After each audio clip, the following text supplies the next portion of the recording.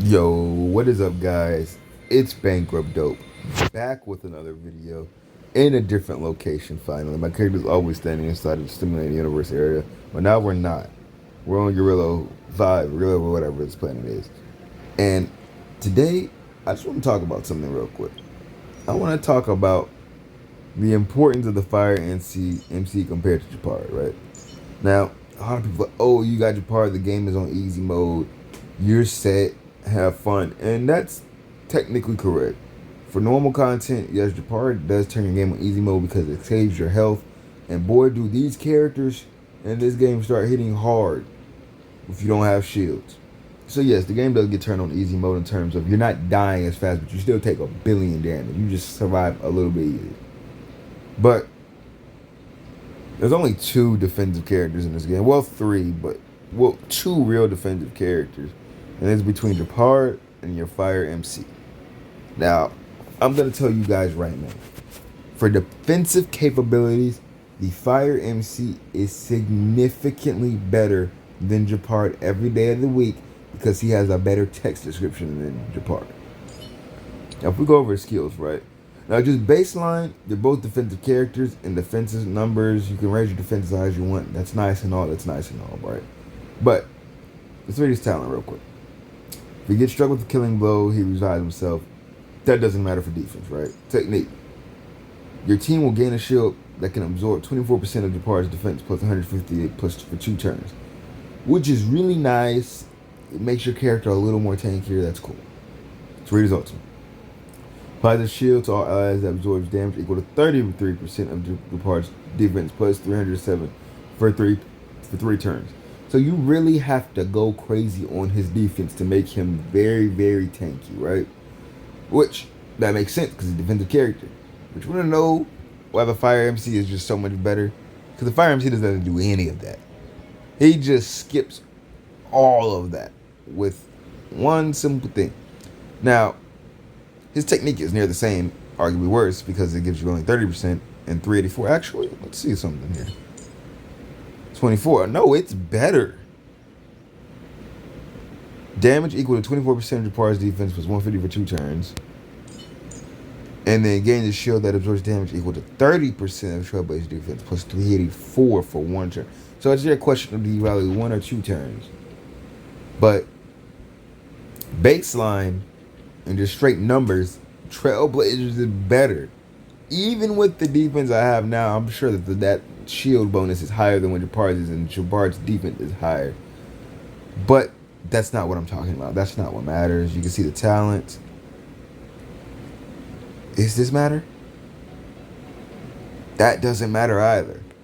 Now, I know people like, what do you mean that doesn't matter? This doesn't matter too much. Time to find tenacity. The shield applied to all allies for Trailblazers' talent without extra damage equal to 2% of the Trailblazers' defense. I feel like there are some things in here that make him better. In block, if I'm not mistaken, block 2%, that's just no damage. That's really nice. Let's read this really fast. We don't care about the damage. We don't care about the blast. And we also don't care about that. Truly what we care about is his skill. The skill is what makes your Trailblazer broken. And is what makes him better than Japar for taking hits every day of the week. Increases the Trailblazer's damage reduction by 45% and gain 1 stack of magma will with a 100% base chance to taunt all enemies for 1 turn. And then strong defend the weak. After using the skill, the damage taken by all allies reduces by 15% for 1 turn. And does this also trigger strong defend the weak, his ultimate? I think something in like his traces allows his not traces, Idolens make it happen like that.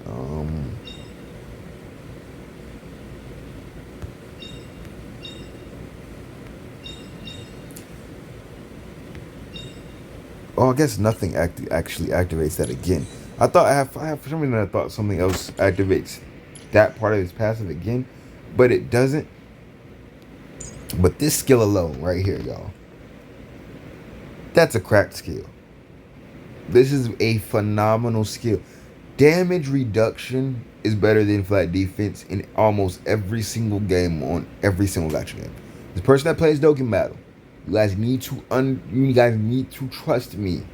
Damage reduction is better than defense almost all the time, unless the defense is insanely high.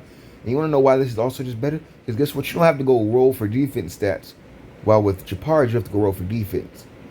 You have to go farm. You don't have to do that for Fire MC. You can get a normal amount of defense, activated skill, and he's tanking way better than what Japar will. Now, my Japar, maybe I need to get him a 3K defense and we could see something, but 21, 40, 54 defense is not as good as him with his skill active. He tanks better with his skill active than Japar does with giving shields to the whole team. This is just so much better. When you're running Simulated Universe and you're looking at all your preservation items, always do damage reduction first. It's better every single day of the week. Now, I'm not going to do the math on it. Just try it. If you have both of these characters, just try it. And you will understand how insane damage reduction is. And then, have I maxed out his skill? Where's his skill at? Is this his skill right here? I haven't. I'm going to go ahead and start investing more into it. Because this number increasing is far more important than everything else in this kit. Far more important. Amazing.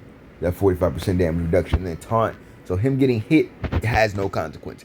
You'd rather him get hit than Japar. I'll tell you that much. Simulated Universe, when I run the higher difficulties of Simulated Universe and I taunt with him and I have Japar also on the field, you'd rather your Fire MC get hit because your Fire MC will take far more hits than Japar ever will.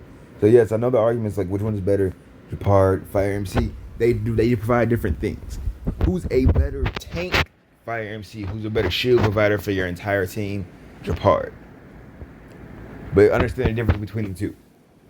The better tank will always have damage reduction over raw defense. I just want to let you guys know that. If you're ever wondering how to build your team, build Fire MC to the far left and Japar next to him, and always taunt with your Fire MC. Then put your attacker in the middle next to Japar and your healer to the right. If you have Bailu, definitely make sure Bailu's to the right, because you don't want Bailu to die. It doesn't matter if Seal dies, because if Seal dies, actually I can just show you guys the teaming structure. Why am I just talking when I can just literally show you what I'm talking about? So, we're going to have to redo this, because this is one construction. So, we just go over here. This slot, Fire MC. Here, Depart. Here, Seal. And here, Bailu or Natasha. But if you have Bailu, you're sitting pretty. But if you have this lineup, this should be the lineup that you run for events.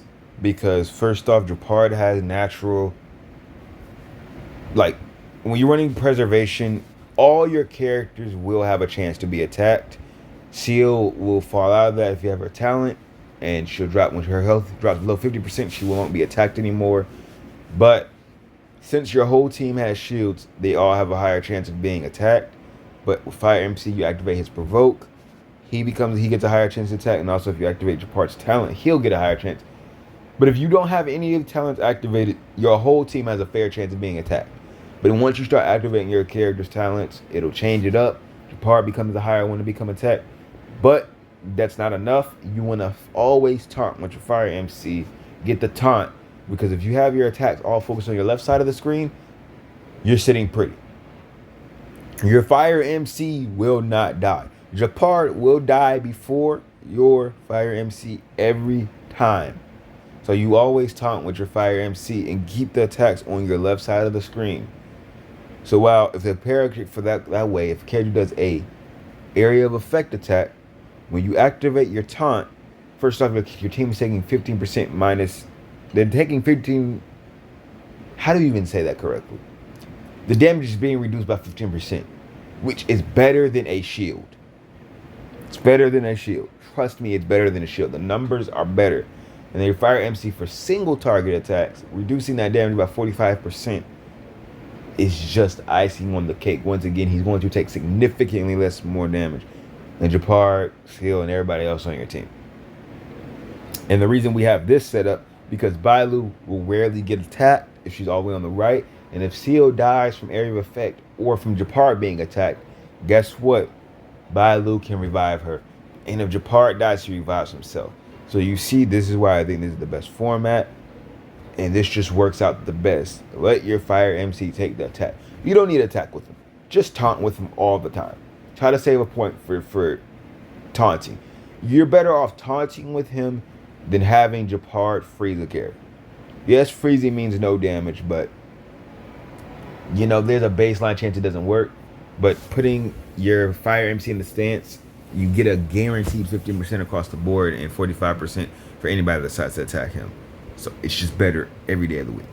But I just wanted to explain that, throw it out there, and tell you guys the importance of damage reduction for the future as this game continues to go on. Remember, damage reduction will be better than defense. If they drop a character, another character, a character of not erudition but preservation, that provides a team-wide damage reduction, that'll probably be the best unit in the game because you won't die.